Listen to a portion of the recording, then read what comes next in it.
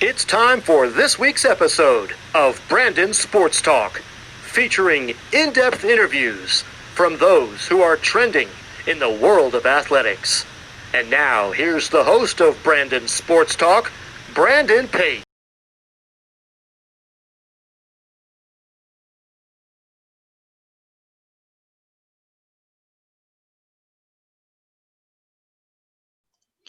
Welcome back to Brandon Sports Talk. In today's episode, I have the privilege to interview Jeff Pearlman, a sports book author who wrote The Three-Ring Circus. How are you doing today? I'm doing okay, Brennan. How are you? I'm doing good. Can you talk about, of course, how you got started writing sports books? Sure. So I was, when I was a kid, I grew up in a small little town called Mahopac, New York. And no one in my family cared about sports, but I love sports. And I would always go to the library and they knew me as a sports book guy after a while, because all I do is read sports books. And they started sending me, they would call me and say, okay, we have a new book in for you. Come down and get it. We'll hold it for you. Like, I was reading and just loving these books. And I just became a sports book fanatic. And my career took me into sports writing, and I wrote for Sports Illustrated for a long time. And toward the early 2000s, around the early 2000s, an agent approached me and said, have you ever thought about writing a book about the 86 Mets, the world champion Mets? And I said, no. And she said, would you want to? And I said, sure. And I didn't know what I was doing. I had no clue. Wrote this book, didn't know what to expect. Things somehow, against all odds and expectations, wound up on the bestseller list, which got me a second book deal. Now here I am writing my 10th book. It's kind of weird. Can you talk about what are some of the sports books that you have written about? Sure. Well, my first book was called The Bad Guys Won. It was about the 86 Mets. The book after that was a book about Barry Bonds, a former Giant, called Love Me, Hate Me. And that book did not sell well. First book sold great. Second book sold crappy. Third book was a book about the 90s Dallas Cowboys called Boys Will Be Boys. Sold great. Fourth book was a book about Roger Clemens called The Rocket That Fell to Earth, my worst selling book by far. And then I had a really good run. Then I wrote a book about the Lakers called Showtime, about the Magic Johnson Lakers. I wrote Brett Favre's biography called Gunslinger. I wrote Walter Payton's biography called Sweetness. I wrote a book about my dream book about an old football league called the USFL that sold really well. And then my most recent book was about the Shaq Kobe era, and it was called Three-Ring Circus. Can you talk about, of course, how did you come up with the name The Three-Ring Circus for the book? That's a great question. So I've always had different ways of coming up with names. You never know what's going to strike, what's not. And for this one, I actually put out on Twitter, I said, I'm really struggling with a name for this book. Whoever can come up with a good title for the book, I'll send you a copy and put your name in the book. And some guy wrote Three-Ring Circus. And I was like, it's great because it's Shaq, Kobe, Phil. It was a circus. They won 3 rings. So it was someone on Twitter submitted the name. That's pretty amazing. What hurdles did you have to overface whenever writing The Three-Ring Circus? Well, first was there's always a problem of some guys won't talk to you. Like Kobe, actually, who was alive when I was working on it, didn't talk for the book. So that was a hurdle. It was a hard topic to write about because modern athletes are much more difficult than sort of long retired athletes. They're kind of used to the modern media, and they're used to social media, and I feel like they don't feel like they need to engage as much as older athletes have a desire to engage. So it was much harder to get athletes to open up and talk. But once it got going, it worked out pretty well. Can you talk about, of course, you said that Shaq had trouble getting, like you were trying to get, what broke the connection to get his story out there? So Shaq, I went through, he works for Turner, obviously does the TV stuff. And I went through the media relations department at Turner, and they were great. And they talked to Shaq, and they said, all right, if you come down, Shaq will talk to you. And I flew down to Atlanta from my home in California, and I met him before a broadcast, and we sat in his office while he was eating for about an hour and, 20 minutes. And he was great. He was open. He was honest. He was funny. He's kind of Shaq, just how you picture Shaq. He's a very real guy, I think, very honest guy. So it was great. It worked out really well. Can you talk about the story behind the Showtime? Well, the Showtime Lakers are the Magic Johnson, Kareem Abdul-Jabbar kind of 1980s dynasty. And I was amazed there hadn't been a book done on it, like a really definitive book done on it, because they won a lot. They had these huge characters. They were really exciting to watch. I grew up watching the Lakers play, just thinking this is the greatest show on earth. And I think if you look back, I mean, it's not exaggeration to say Magic Johnson, Larry Bird, that era set the NBA on a path that led to today, and really saved a league that not that many people cared about, and reinvented it. So it was a really, really, that was probably one of the most fun books I've ever written. What is the story behind the rocket that fell from Earth? So that was Roger Clemens' biography, a biography of Roger Clemens. It was my least favorite book that I wrote. I did it. I probably did it because I got good money for it. Like, I was never that enthused. And it was a lesson for me early in my book writing career. Don't just do a book because of the money. I guess if someone's paying you $5 million, you can do a book for the money. But otherwise, it just wasn't that fun. He wasn't that interesting to me.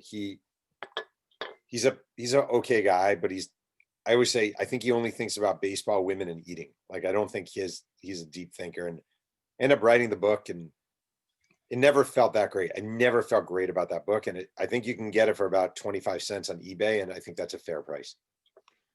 Can you talk about, of course, how do you get inspired by writing books?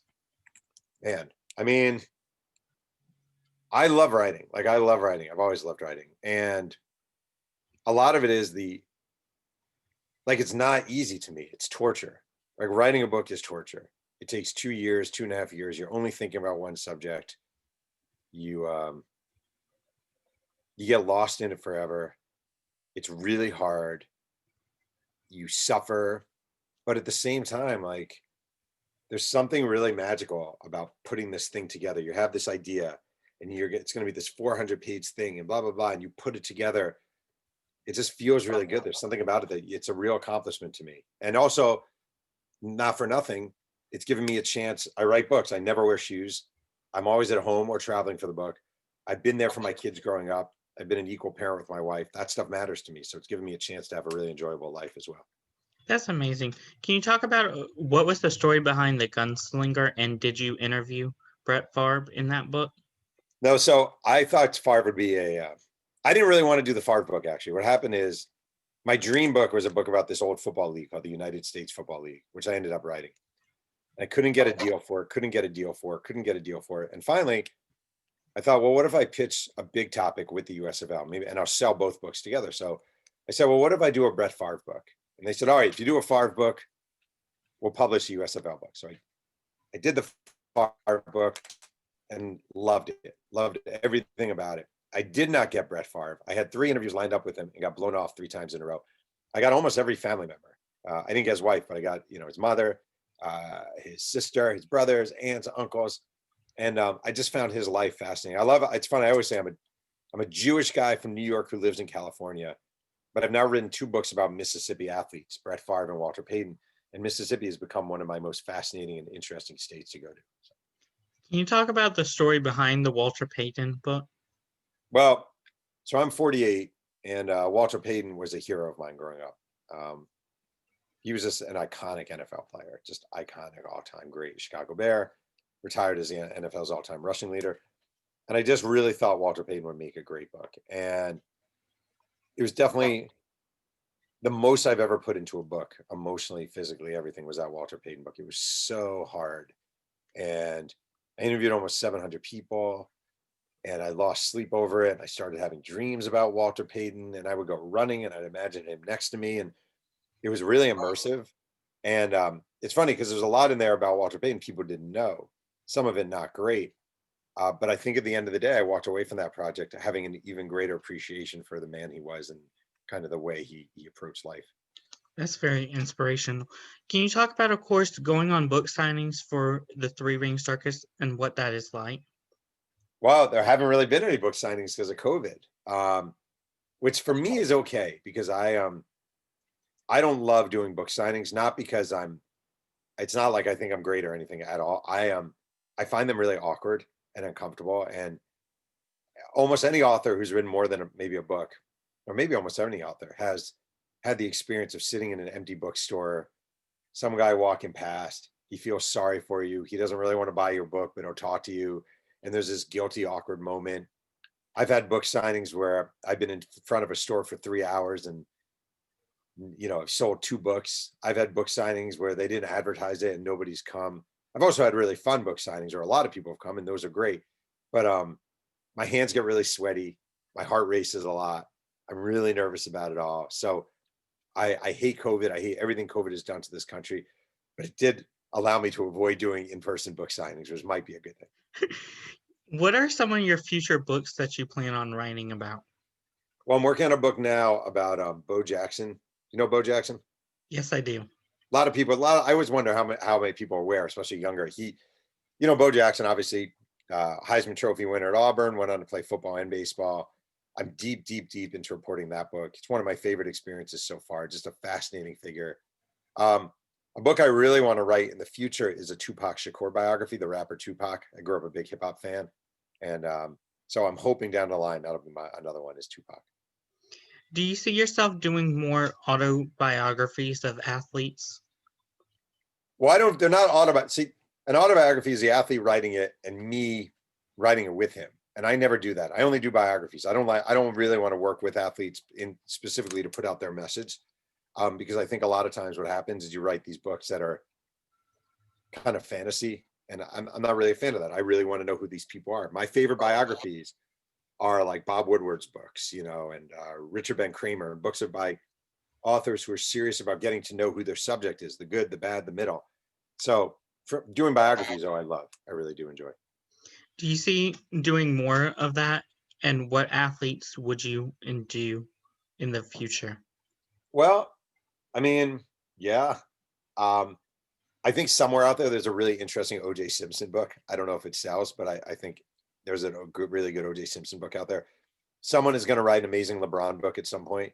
Someone's going to write an amazing LeBron, Chris Bosh, Dwayne Wade, Miami Heat era book down the line.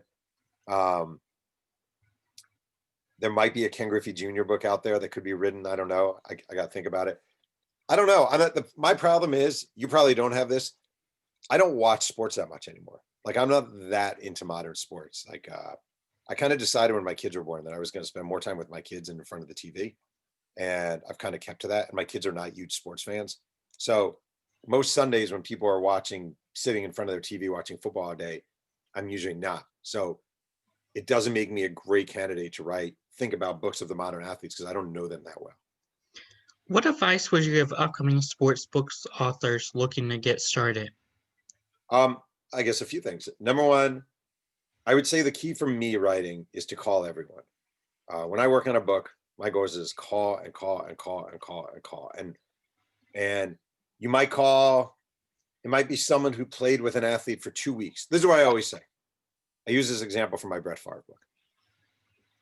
There's some guy who was a running back at like Delaware State University, and he was a free agent with the Packers, and he went to training camp with them for a week and a half, and then he was cut, and he was never heard from again. Brett Favre is not going to remember that guy, but that guy is definitely going to remember his week and a half in Packers camp with Brett Favre. So I am a big advocate of calling everyone, calling that guy and getting his memory. Maybe it's a tiny little memory. And the other thing I'd say is there's nothing wrong with self-publishing. Like, it's a tough business. It's a hard business. If you're 24 and you're struggling to get a book deal, but you have a book in you and you want to get it out there, self-publish it. There's no harm in that, no shame in that. And maybe you can sell 20,000 copies and put yourself on the map. So there's nothing wrong with self-publishing your first book. That's wonderful advice. Where can my listeners find you at on social media, and where can my listeners also find your books at? My books, you can find in most bookstores, and I think pretty much all bookstores, online at least. And I'm on Twitter at Jeff Pearlman, and my website is jeffpearlman.com.